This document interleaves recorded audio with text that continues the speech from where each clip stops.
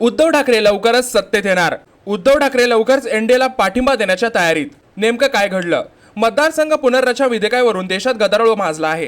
हे विधेयक मंजूर करून घेण्यासाठी भाजप अधिकाधिक खासदारांचा पाठिंबा मिळण्याचा प्रयत्न करत आहे. शरद पवारांच्या राष्ट्रवादीने काही अटींसह मतदारसंघ पुनर्रचना विधेयकाला पाठिंबा देण्याची तयारी दर्शवली आहे. अशातच शिवसेना ठाकरे गटाचे खासदार संजय राऊत यांनी देखील मतदारसंघाचा पुनर्रचना विधेयकासाठी एनडीएला पाठिंबा देण्याचे संकेत दिले आहे. त्यामुळे राजकारणात मोठा ट्विस्ट आला आहे.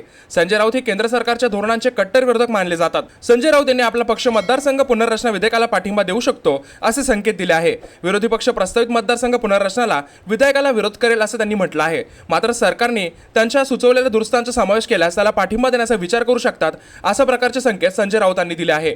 सर्व राज्यात 50% जागा वाढल्या आणि सरकार त्या संदर्भातील भूमिका घेऊन संशोधन संदर्भात प्रस्ताव आणला तर त्याबद्दल चर्चा होऊ शकते असं संजय राऊत म्हणाले. या संदर्भात इंडिया ब्लॉकच्या कुठल्याही एका पक्षाने एकट्यापणाने निर्णय घेणार नाही. शिवसेना तसा निर्णय घेणार नाही, एनसीपी तसा निर्णय घेणार नाही आणि काँग्रेसही तसा निर्णय घेणार नाही. हे सगळं आम्ही मिळवून ठरवू.